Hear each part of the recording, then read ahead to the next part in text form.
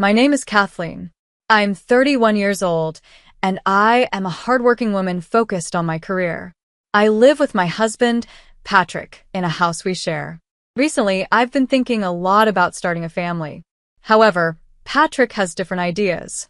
He thinks we should first save enough money to build our own house and settle down before having children. Because of this, we are both working hard to save for our future home. Even though I want to have children soon, Patrick stands firm on his decision. Whenever I bring up the idea of starting a family, he reminds me of the importance of getting a house first.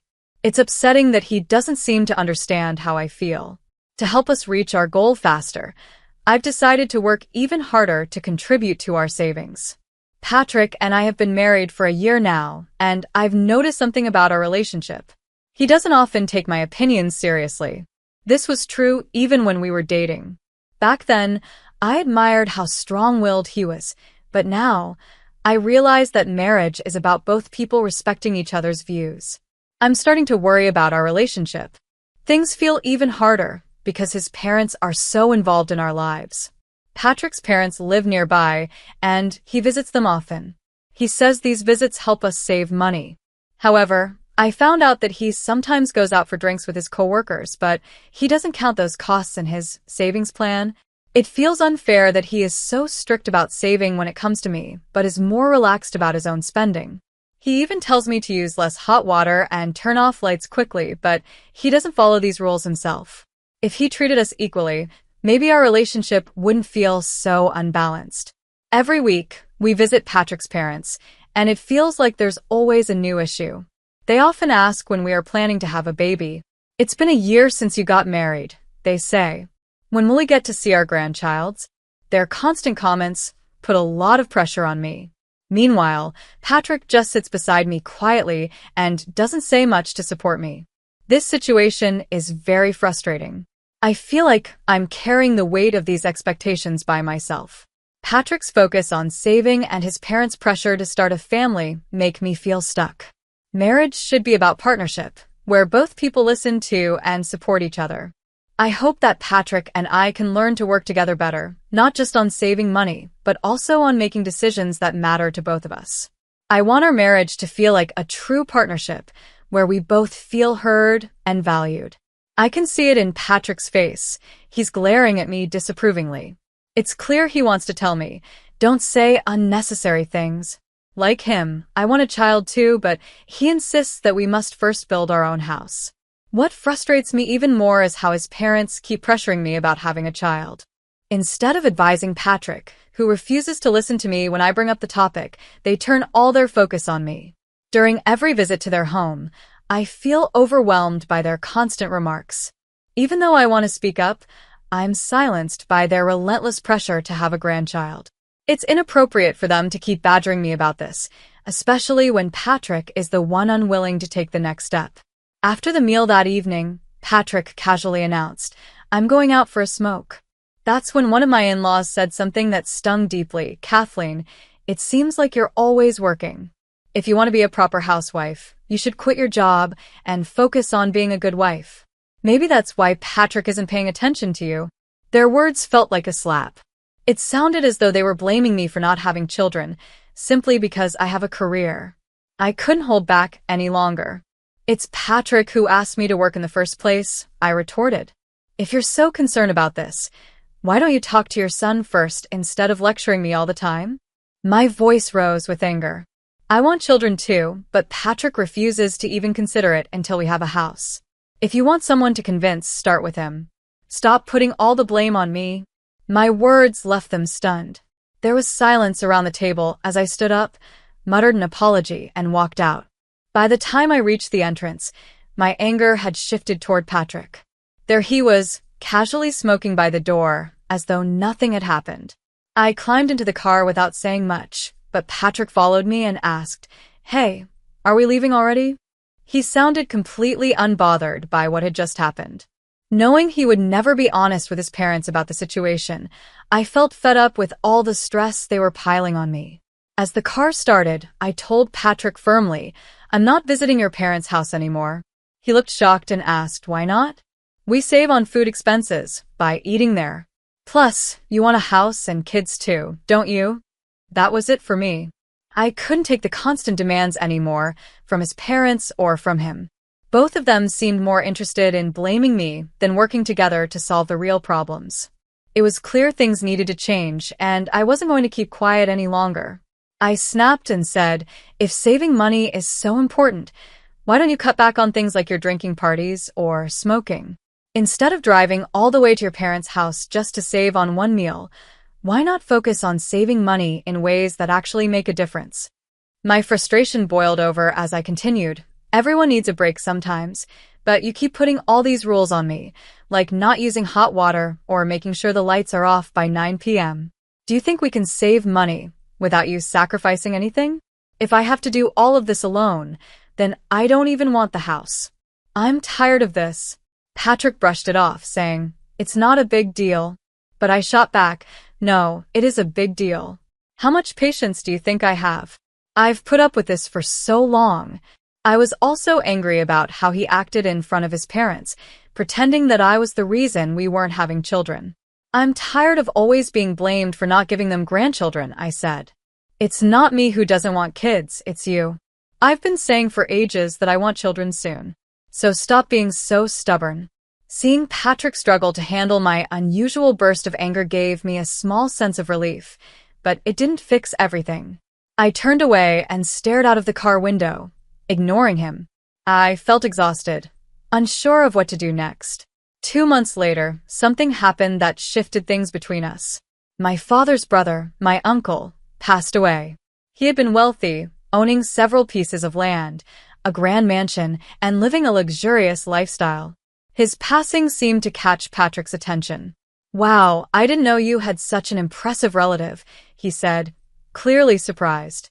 A few days after my uncle's death, I received news about his inheritance. I decided to discuss the details with the lawyer at our apartment. The inheritance was solely related to me, so I knew it wasn't something that involved Patrick. When the lawyer arrived, I politely asked Patrick to leave the room. He looked uncomfortable with the topic of inheritance anyway, and it was a personal matter that didn't concern him. The entire experience made me reflect on our relationship. Patrick's behavior, from his frugality to his unwillingness to compromise, had worn me down. Yet here he was, suddenly intrigued by my uncle's wealth, even though he had been so dismissive about everything else. It was frustrating and disappointing. The inheritance meeting felt like a moment where I could focus on something for myself, without his interference or criticism. It made me realize I needed to stand up for myself more often and not let Patrick's controlling ways dominate every aspect of my life. I wanted to keep Patrick out of any trouble that might come up if he got involved in the inheritance discussion.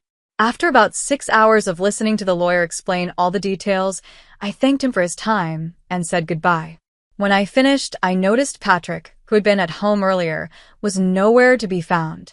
I figured he had stepped out to avoid interrupting the meeting, so I started preparing dinner, not thinking much of it. 5 months later, Patrick came up to me and said, "There's something I want to show you." Without giving much explanation, he took me for a drive. I felt a mix of excitement and curiosity as we entered a residential area. But my confusion grew when we parked in front of a house I didn't recognize. Patrick pressed the doorbell, and to my surprise, his parents came out to greet us. This isn't their house, I thought, feeling uneasy. My father-in-law welcomed us, saying, "You finally made it. When are you moving in? Kathleen, you should get ready to live here with us by the end of the month." His words caught me completely off guard. He then went on to accuse me of being a selfish daughter-in-law and said I was the one always blaming Patrick for the delay in having children. I shot a sharp look at Patrick, stunned and upset. Why would he bring me here after I had made it clear I didn't want to visit his parents anymore? Trying to make sense of what was happening, I asked Patrick why he had done this. He shrugged casually and said, "Don't get so angry. If we live together, it will help you and my mom get closer. Besides, this will be our new home, so you should try to work with them on the children issue too." Live together? I repeated, feeling disbelief. I had never agreed to live with his parents, especially after all the stress and pressure they had put on me. I reminded him that I had specifically said I wouldn't visit their house anymore. Patrick then explained, "It's a one-family house. My plan was always for us to live with my parents eventually. So, what's the problem with living in a one-family house now?" His words left me speechless. The idea of living with his parents, after everything I had endured, was not something I could accept. To make matters worse, Patrick had made this decision without even talking to me about it first. The air felt heavy as his question hung there, unanswered. This moment made it clear to me that Patrick and I weren't on the same page about what we wanted for our future. The frustration and betrayal I felt were overwhelming, and I knew this wasn't something I could ignore. I thought a lot about the situation. Living in a one-family house was a big decision, especially when considering our financial state.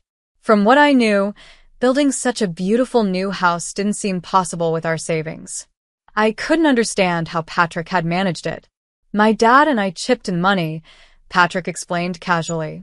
"Our savings are empty now, but it's fine, right?" His laid-back attitude left me confused.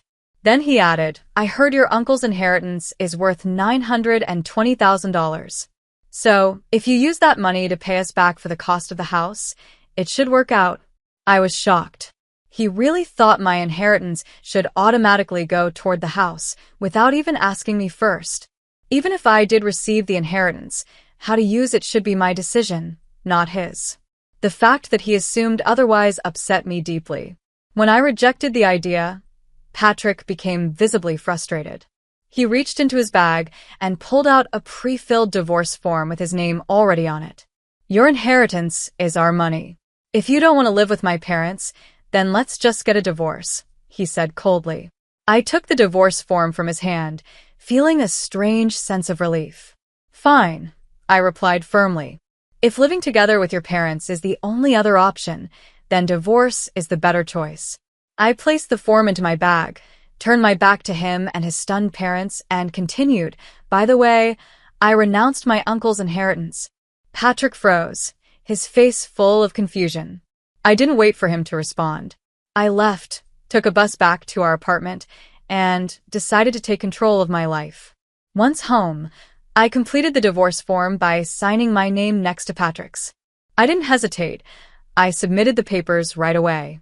Knowing I couldn't stay in that apartment anymore, I went to a home improvement store and bought some cardboard boxes to start packing. Realizing I couldn't handle the move alone, I hired a moving company. Luckily, it was a slow season for moving, so they could help me relocate quickly. As I packed, I felt a mix of emotions: relief, sadness, and determination. It wasn't an easy decision to end my marriage, but I knew it was the right one. Living in a situation where my voice was ignored and my boundaries were crossed wasn't something I could accept anymore. By taking these steps, I was finally prioritizing my own happiness and peace of mind. It wasn't just about moving out of the apartment. It was about moving forward in life on my terms. Though the road ahead seemed uncertain, I felt ready to face it with strength and confidence. As I packed my belongings for the move, I heard a commotion outside the front door. It was Patrick trying to come in. I had the chain lock on and called out to him. "Sorry, the chain lock is on. I don't know what you might do when you're angry. Besides, I need to finish packing. Could you stay at your parents' house for a few days?" Patrick's voice was firm as he responded, "I won't accept a divorce." His statement caught me off guard. I paused and said, "But you handed me the divorce form yourself, didn't you? If you signed it, that means you agreed to the divorce. Do you understand what you've done?" He looked frustrated but didn't say much, his frown deepening. Then he quickly changed the topic. "Why would you give up on a $920,000 inheritance? Normally, you'd inherit it," he questioned. It seemed he had overheard bits of the story about the inheritance but didn't know the full details. Likely, after hearing about the amount, he rushed to my in-laws and they impulsively decided to buy the one-family house, assuming the money would cover it. They hadn't stopped to think about the consequences. I took a deep breath and explained, "The inheritance came to me because there wasn't anyone else to claim it. My uncle had 2 sons, 4 daughters, a wife, and grandchildren. However, all of them renounced the inheritance, so it ended up coming to me." Yes, my uncle had $920,000, but he also had to demolish his mansion, spend a lot on maintaining his land, and pay off significant debts. After understanding everything, I realized it was better to renounce the inheritance than to take it and deal with all the problems that came with it. Patrick stared at me in disbelief. No way. So even if you had inherited $920,000, you're saying there wouldn't have been much left? That's fraud. I shook my head. It's not fraud. The lawyer and I discussed everything properly. The truth is, someone overheard part of the discussion but didn't stay long enough to hear the whole story. They misunderstood and spread false information. That's how all this confusion started. My explanation left Patrick speechless. For the first time, he seemed to realize the mistake he had made. He had jumped to conclusions, made plans without consulting me, and had involved his parents in decisions based on incomplete information. As I continued packing, I could sense that Patrick was finally reflecting on his actions. Whether or not he fully understood the consequences, I knew one thing for sure. I wasn't going to let myself be dragged into a life where my voice and choices didn't matter. For me, this was the beginning of a new chapter, one where I would take control of my own life, free from the pressures of Patrick and his family. It's too late now, I said firmly. You betrayed my trust. We've already filed for divorce, and we are no longer a couple. Why are you suddenly saying you don't want a divorce now? If you truly didn't want this, you should have followed me right away when I returned. Shouldn't you? I reminded him that his actions had consequences, and no amount of regret could change what had already happened. I added, your mother's opinion about the divorce doesn't change the fact that you and your father invested in the one-family house without considering my feelings or even discussing it with me. Your mother doesn't understand the value of money because she hasn't worked or handled finances the way I have. But that's not my problem anymore. I sighed, realizing that I wasn't responsible for listening to his complaints about his family anymore. If we were still married, maybe I would have cared, but we're not a couple now. Besides, have you even submitted the divorce papers yet? Patrick looked desperate and pleaded, if you don't file them, we can still fix this. Please, let's live together in the one-family house. We can make it work. I shook my head. I've already submitted the divorce papers. There's no going back now. His face fell, and he stood outside the apartment door, looking lost and defeated.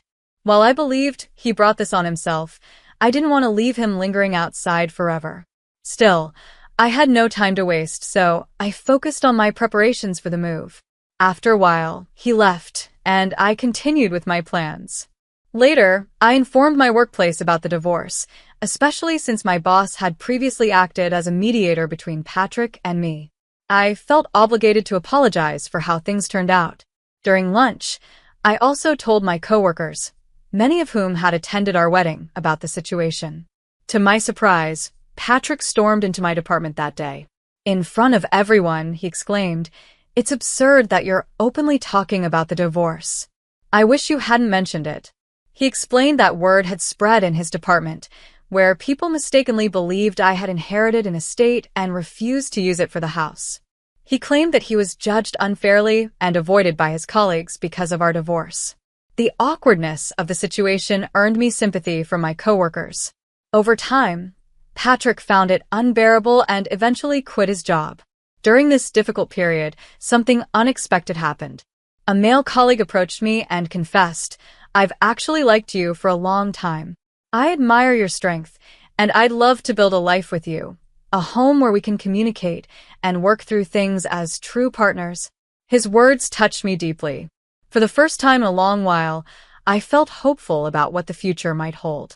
I realized that moving on wasn't just about leaving behind the past. It was about creating a better, happier life for myself, one where I could truly be understood and respected.